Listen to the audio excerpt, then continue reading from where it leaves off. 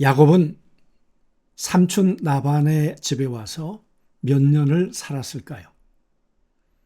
그리고 사는 동안에 그의 삶의 결과, 그 삶의 모습은 어떻게 변화가 됐을까요? 어제 마지막 말씀에서 야곱에 대해서 이렇게 기록을 해 놓았습니다. 그는 심히 번창했다. 노비도 많았고 양떼도 많았고 낙타도 많이 가지고 있게 되었다. 그뿐만 아니라 나귀도 그에게는 아마 적지 않았던 것 같습니다. 그뿐만 아니라 4명의 아내를 얻었고 13명의 후손을 두었습니다. 20년 만에 어떻게 보면 그는 이룰 것을 다 이룬 그런 삶을 지금 살고 있다, 이렇게 볼 수 있겠죠. 그런데 여러분, 오늘 31장 1절부터 16절 사이에는 어떤 일들이 벌어질까요? 저에게 늘 설교를 가르쳐 주셨던 이영길 목사님께서 이렇게 말씀하셨습니다. 성경 해석이란 이야기를 찾아내는 거다. 그리고 그 이야기를 전하는 것이 설교다. 그런 말씀을 하셨습니다. 성경을 읽어 내려가면서 이야기가 뭘까? 사람의 이야기뿐만 아니라 이 사람과 함께 살아가시는 하나님의 이야기는 과연 무엇일까? 오늘 그런 관점에서 또 말씀을, 이야기를 함께 찾아가 보도록 하겠습니다. 가장 잘 될 때 하나님이 떠나라고 하신다. 여러분, 그러고 싶겠습니까? 그런데 오늘 말씀해 보니까 떠날 수밖에 없는 환경이 점점 돼가고 있습니다. 이렇게 부자가 되다 보니까 삼촌 라반도 안색이 좋질 않아요. 그리고 처남들도 옛날 같질 않아요. 두려움을 느끼기 시작했겠죠. 더 이상 이곳에 살 수 없겠구나. 그런 생각을 몇 번이나 했겠죠. 그때 여러분, 하나님께서 나타나셨습니다. 참, 하나님은 야곱의 삶 가운데 보면 잘 될 때가 아니라 잘 안 될 때 하나님은 나타나시죠. 야곱이 위기를 겪고 있을 때는 항상 당신의 모습을 드러내셨습니다. 어떻게 보면 인간적으로는 가장 안정될 거라고 생각했는데, 아니, 그때 위기가 찾아오지 않았습니까? 하나님께서 오늘 야곱에게 나타나셔서 너는 내 조상의 땅으로 돌아가라. 내가 너와 함께 있으리라. 아마 그냥 이야기만 했다면 야곱은 하나님의 음성을 그렇게 깊이 마음에 새기지 않았겠죠.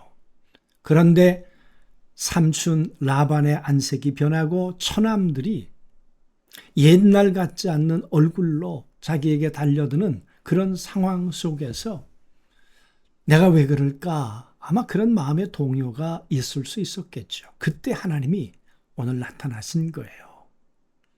그리고 야곱은 이제 떠나야 되겠다는 생각을 하게 되죠. 그래서 그가 아내들을 들로 데리고 나갑니다.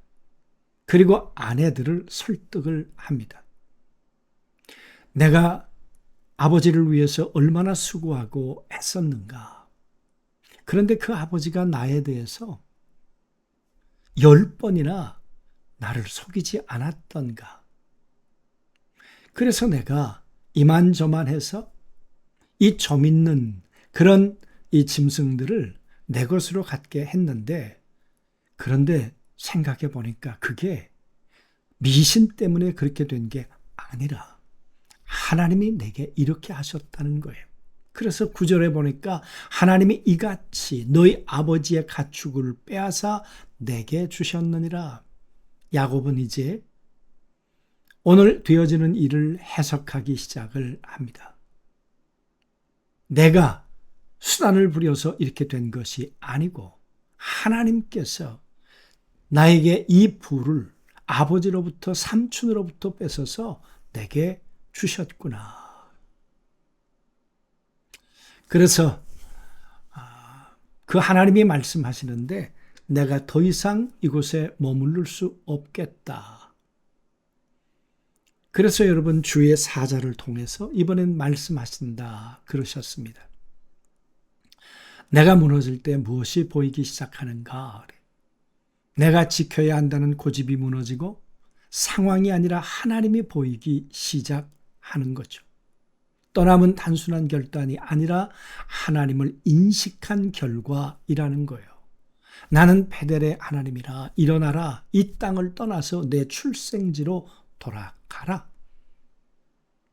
환경을 흔들어 놓으시고 야곱의 마음의 두려움을 하나님께서 몰아넣으셨죠. 그리고는 하나님의 음성이 들렸을 때 이 모든 것들을 해석해 볼 때 이제는 떠나야 할 때가 됐다. 이런 판단을 내리게 되었다는 거죠. 그러니까 야곱의 움직이는 이 이면에 하나님이 지금 작동되고 계시다 그 말이죠. 나를 빚으시는 손길 앞에서 우리는 어떻게 하나가 되는가?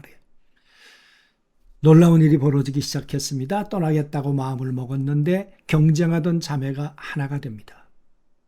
개인 중심의 생존에서 하나님의 뜻에 순종하는 공동체로 여러분 이 가족이 변하기 시작한 거예요. 성공을 향하던 발걸음이 언약의 자리로 돌아서게 되었단 말이죠. 그렇게 싸우던 자매가 당신의 하나님의 뜻대로 이제는 행하셔야 합니다. 그래서 말하잖아요. 하나님이 우리 아버지에게 취하여 가신 재물은 우리와 우리 자식의 것이니 이제 하나님이 당신에게 이르신 일을 다 준행하십시오. 그러니까 하나님이 떠나라고 하셨으면 우리도 따라 나설 거니까 하나님의 음성을 듣고 가라는 거죠. 가자는 거죠. 여러분, 왜 들로 조용히 불러서 얘기했겠습니까? 안 떠날 가능성이 있기 때문에 그러지 않았겠습니까? 그런데 그들의 마음까지라도 하나님이 지금 움직여 주셨어요. 하나가 되게 해 주셨어요. 하나님은 우리의 성공을 유지시키는 분이 아니라 그 성공을 해석하는 우리의 존재 방식을 깨트리시는 분이다. 내게 주어지는 환경, 내게 주어지는 이 위기가 어떤 의미일까? 그걸 해석할 수 있는 능력을 주신다 그 말이에요. 나의 힘과 소유를 붙잡고 사는 인생을 직접 개입하신 하나님이 깨트리시고 결국 생명과 언약의 방향으로 이끄시죠. 여러분 돈, 재물을 위해 살던 그 가치관이 하나님의 가치관으로 바뀌는 게 쉽겠습니까? 서로 시샘하고 싸우던 그 성품이 하나가 된다는 게 인간적인 계산으로 그렇게 되겠습니까? 하나님의 손길이 인간의 마음도 하나가 되게 하고 인간의 방향, 하나님이 설정해 놓은 그 방향을 향해서 온 가족이 뜻이 하나가 되도록 모아 주셨다는 거죠. 오늘 이 말씀을 통해 우리에게 주시는 하나님의 음성은 무엇이겠습니까? 지도보다 중요한 것은 부르심의 음성입니다. 야곱에게는 지도가 없었습니다. 하지만 음성이 있었습니다. 우리의 인생을 이끄는 것은 확실한 길이 아니라 분명한 부르심입니다. 부르심은 하나님의 책임을 말합니다. 야곱의 삶에 함께 했던 많은 가족들과 모든 재산들을 하나님이 돌보시고 책임지시겠다. 그 말씀이시겠죠. 오늘도 그 하나님이 우리를 어디로부터 부르실까요? 우리의 가치가 어떻게 변화되기를 원하실까요? 오늘 주일 이 주님을 만나고 오늘도 이 주님을 예비하는 복된 날, 복된 하루가 꼭 되시기를 주님의 이름으로 축원합니다. 하나님, 정말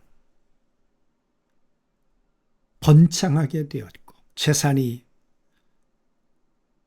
내가 생각하는 것보다도 넘치게 되었습니다. 그러나 환경이 떠나야만 하는 상황이 점점 되어져 가고 있었습니다. 야곱은 왜 이렇게 됐을까를 해석하며 하나님 앞에서 결심합니다. 베델의 하나님께로 돌아가야 한다. 돌아가는 길을 하나님이 순적하게 인도해 주셨습니다.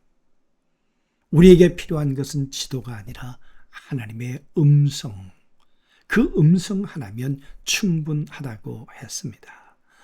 오늘도 우리에게 주의 음성이 들려오게 하시고 이 음성 붙들고 우리의 발걸음과 방향을 정하는 오늘 우리 모두가 되도록 도와주옵소서.